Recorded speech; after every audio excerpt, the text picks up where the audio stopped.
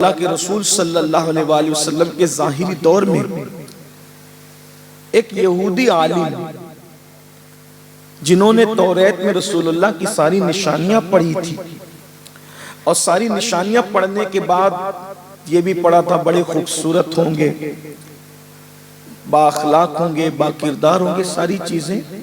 ایک نشانی یہ بھی تھی صدقہ قبول نہیں کریں گے، صدقہ غریبوں کو دیں گے، ہدیہ قبول کریں گے، خود استعمال کریں گے.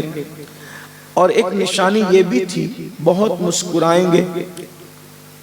ایک نشانی یہ تھی کہ جو ان کے ساتھ جتنی بدتمیزی کرے گا، جفا کرے گا، وہ اس کے ساتھ اتنا زیادہ وفا کرے گا.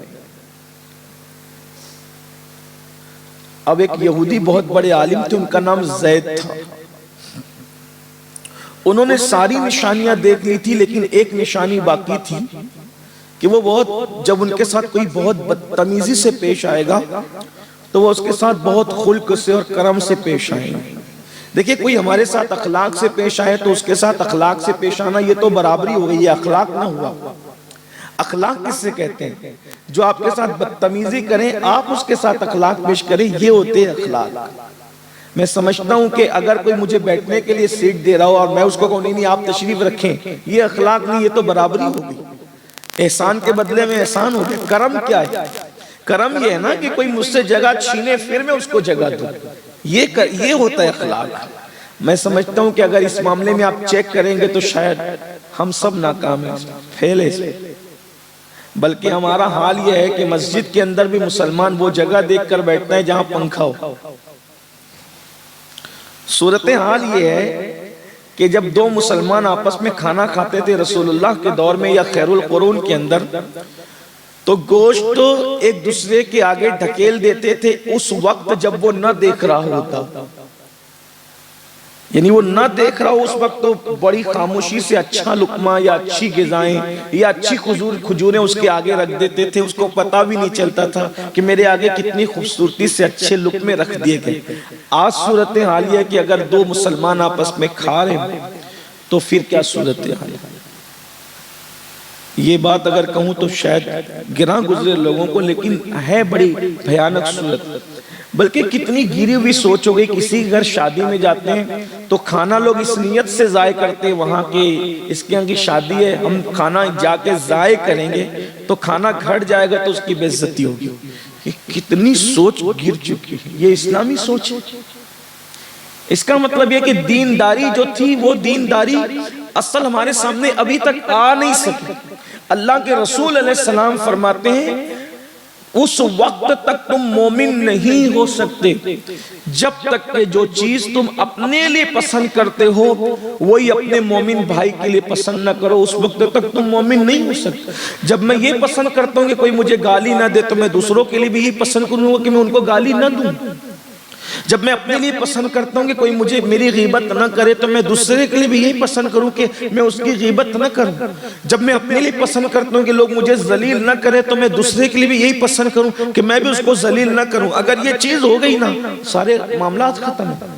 بہرحال تو بات دور نہ جائے، مختصر یہ کہ زید نے یہ پلان کیا کہ بدتمیزی پر بھی وہ کرم کریں گے. یہ نشانی رہ گئی، یہ چیک کرنا ہے.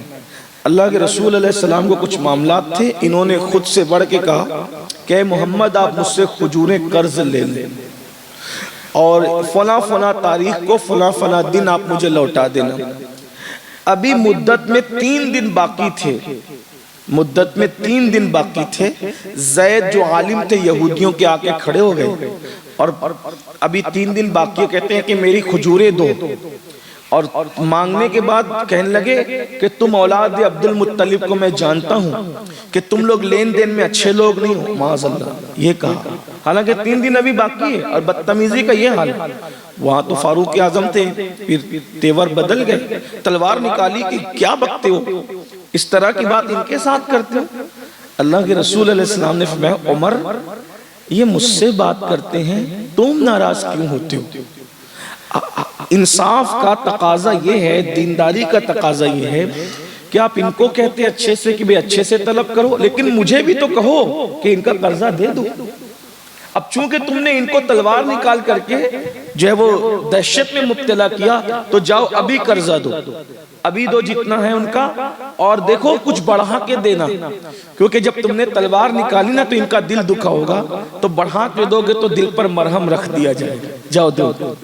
وہ جب چلے تو زید نے تعارف کرے، عمر مجھے جانتے ہو؟ کہا نہیں، کون ہے آپ؟ کہا میں وہ یہودیوں کا وہ فلاں عالم ہے نا، میں وہی تو ہوں۔ کہا آپ عالم ہو کر ایسا کر رہے تھے؟ کہا میں چیک کر رہا تھا، کیونکہ ہماری کتابوں میں لکھا تھا کہ ان کے اخلاق ایسے ہوں گے، جو جتنی بدتمیزی پہ اتر آئے گا وہ اتنا اس پر کرم کریں گے۔ ساری نشانیاں دیکھ لیا تھا، ایک آخری نشانی باقی تھی، وہ بھی دیکھ لیا، سو میں گواہ رہنا، میں پڑھتا ہوں لا الہ الا اللہ محمد رسول اللہ۔ دینداری ہو، یعنی کوئی ہمیں کہیں دیکھے متاثر ہو لباس سے۔ ہمارے ہاں لباس میں بھی ایک دینداری ہے، وَثِيَابَكَ فَطَهِّرْ، اپنے لباس صاف ستھرے رکھو۔ جس ماحول میں رہتے ہو اگر اپنی حیثیت ہے تو حیثیت کے مطابق اچھا کپڑا پہنو، اچھی سواریاں استعمال کرو، اور مسواک کا استعمال کرو، یعنی لوگ تمہیں دیکھے تو تمہاری طرف سے وہ متاثر ہونا چاہیے، نہ کہ بدزن ہو۔ اب آج کل لوگ سادگی میں یہ سمجھتے ہیں کہ میلے کچیلے کپڑے ہو، منہ سے بدبو آ رہی ہو، اور بالکل عجیب سا وہ پن ہو۔ آپ کو پتہ ہونا چاہیے مسئلہ شریعت کا یہ ہے کہ جو لباس آپ شادی اور ولیمے میں پہن کے جانے میں شرماتے ہوں، ایسا لباس جو شادی اور ولیمے میں پہن کے آپ شرماتے ہوں، اگر وہ لباس آپ مسجد میں پہن کر آ رہے ہیں تو یہ دربار الہی کی توہین ہے گویا۔ آپ غور کریں، اللہ کا قرآن کہتا ہے جب مسجد آؤ تو زینت کے ساتھ آؤ۔ ہمارے بزرگان دین جب مسجد جاتے تھے دولہے کی طرح سج کر جاتے۔ دین گیا نا، ابھی اگر اس کی تشریح کی جائے تو راتیں چاہیے۔ تو بہرحال مجھے یہ آپ سے عرض کرنا ہے، ہندوستان کے اس ماحول میں اگر کھڑے ہونا ہے پوری قوت کے ساتھ تو محنت اپنے آپ پر کیجئے اور اپنے بچوں پہ کیجئے، دیندار بنے۔ نمبر ایک، دیندار بنے۔ ایک چیز اس کی ایک مثال اور دیتے ہیں بہت اختصار سے، بہت مشہور واقعہ ہے، حدیث آپ کی نظروں سے گزری ہوگی کہ اللہ کے رسول علیہ السلام کے یہاں کچھ مہمان آئے۔ دیکھو دینداری کیا ہے، اللہ کے رسول علیہ السلام کے یہاں کچھ مہمان آئے۔ اس دور میں بیت المال نہیں تھا، ابھی بیت المال قائم نہیں ہوا تھا، لنگر کا سسٹم بھی ابھی قائم نہیں ہوا تھا۔ اس وقت جب مہمان آتے تھے تو حضور علیہ السلام فرماتے تھے یہ میرے مہمان ہیں۔ وہ مسلم بھی ہوتے تھے، غیر مسلم بھی ہوتے تھے، زیادہ تر غیر مسلم ہوتے تھے۔ اللہ کے رسول علیہ السلام نے فرمایا کہ یہ میرے مہمان ہیں، کون لے جائے گا؟ کسی نے 2 لیا، کسی نے 1 لیا، کسی نے 3 لیا، مہمان ختم ہو گئے، ایک بندہ بچا، اور وہ ایک بندہ بچا اور ایک صحابی بچ گئے، حضرت ابو طلحہ، ایک صحابی بچ گئے، ایک بندہ۔ پھر حضور کہنے لگے کون لے جائے گا اس کو، کون لے جائے گا اس کو، کون لے جائے گا؟ ظاہر سی بات ہے سب تو اپنے مہمان چن چکے تھے، ایک صحابی بچے تھے، ایک مہمان بچا تھا، لیکن یہ اس لیے نہیں لے جا رہے تھے کہ ان کو پتا تھا کہ 3 دن سے ان کے گھر میں چولہا نہیں جلا ہے، اس لیے لے جائیں گے تو کریں گے کیا؟ لیکن جب اللہ کے رسول نے تقاضا کیا تو انہوں نے کہا حضور یہ میں لے جاؤں گا یہ مہمان کو۔ بہرحال اٹھا کر لے گئے، بیوی سے کہا کہ حضور کا مہمان لایا ہوں، وہ بھی خاتون تربیت یافتہ تھی۔ یہ بھی آپ سے ایک بات عرض کروں، المیہ بہت بڑا ہے، مرد حضرات تو کہیں کہیں تھوڑے بہت دیندار ہو جاتے ہیں، لیکن عورتوں کو پھر وہ دین منتقل نہیں کر پاتے۔ تو میں نے بہت سارے دیندار مردوں کو ایسے دیکھا ہے کہ ان کے گھر میں دین ہے ہی نہیں، ان کی اپنی زندگی میں دین ہے لیکن گھر میں ان کے دین نہیں۔ ان کے گھر کی بچیاں وہی آدھی آستین کے کپڑوں میں ہے، ان کی وہی گھروں میں بچوں میں وہی غزلوں کا ماحول ہے، فلموں کا ماحول ہے، سیریلوں کا ماحول ہے، یا پھر اگر دینداری بھی ہے تو باہر تک ہے، ہم محفلوں میں دیندار ہے، گھر میں دیندار نہیں ہے، یہ منافقت ہے۔ دینداری اللہ ہر جگہ دیکھ رہا ہے۔ بہرحال انہوں نے بیوی سے کہا کہ حضور کا مہمان لایا ہوں، کیا خیال ہے؟ انہوں نے کہا کوئی بات نہیں، جب لے کر ہی آئے تو آپ کو پتہ ہے نا کہ 3 دن سے ہمارے گھر میں چولہا نہیں جلا۔ دیکھیے بات اتنی ہے، حضور کا مہمان لے کر کے آئے ہو تو میں نے جو ہے وہ پڑوسی سے ایک آدمی کا کھانا قرض کے طور پہ مانگا ہے۔ اب اس کا طریقہ یہ ہوگا کہ آپ مہمان کو لے کے کھانے کے لیے بیٹھنا، میں تو بچوں کو بیلا فسلا کر کے سلا دوں گی، پانی پلا کر کے۔ دیکھیں دین، دیکھیں یہ دین ہے، ایک مہمان کی خاطر قربانی دیکھیں، خود کے بچوں کو 3 دن کے فاقہ کش بچوں کو ایک مہمان کی خاطر پانی پلا کر بیلا پھسلا کر سلا دوں گی، آپ بیٹھ جانا. شوہر نے کہا کھانا تو ایک آدمی کا ہے, 2 آدمی کھائیں گے, اور جب میں نہیں کھاؤں گا تو وہ کیسے کھائے گا؟ تو کہا اچھا ٹھیک ہے چلیں, بتی بڑی کرنے کے بہانے سے میں چراغ بجھا دوں گا اور میں منہ چلاتا رہوں گا اندھیرے میں, مہمان کو لگے گا کہ میں کھا رہا ہوں اور وہ کھاتا رہے گا, اس طرح اس کا پیٹ بھر جائے گا, ہم شکر کر کے سو جائیں گے. ایسے ہی ہوا. حضرت ابو طلحہ نے, ان کی بیوی نے بچوں کو سلا دیا, ایک آدمی کا کھانا تھا, چراغ کی بتی بڑی کرنے کے بہانے چراغ بجھ گیا, اندھیرے میں صحابی منہ چلاتے رہے, مہمان سمجھتا تھا کہ یہ کھا رہے ہیں, وہ پورا کھانا کھا گیا, اس کا پیٹ بھر گیا, دونوں میاں بیوی بچے اور بھوکے سو گئے.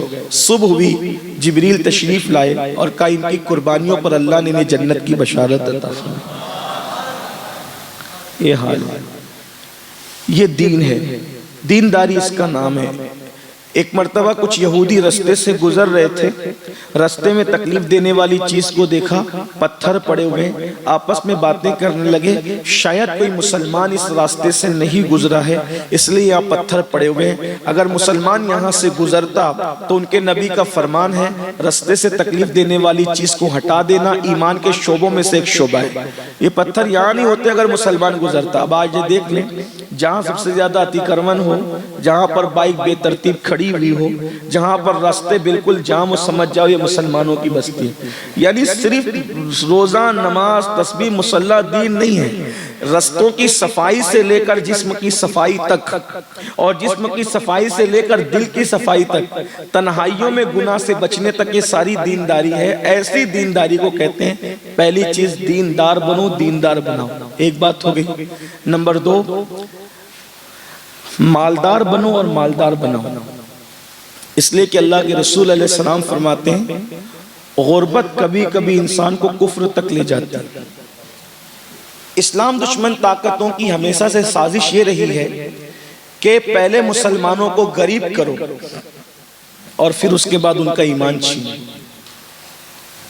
آپ دیکھیے فلسطینیوں کو پہلے غریب کیا گیا اور اب یہ ابھر کر کے آپ دیکھ رہے ہیں, ایک ان کو تقریباً 50 سال سے زائد وہ ایک بستی میں قید تھے پورے, نہ وہ کہیں جا سکتے تھے, نہ کہیں آ سکتے تھے, نہ ان کے پاسپورٹ تھے, نہ ان کا اچھا بزنس تھا.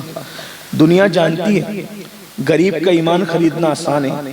آج کا غریب بلال اور ابو ہریرہ کی طرح نہیں ہو سکتا, اس لیے لوگ ہمیں پہلے غریب کرنا چاہتے ہیں.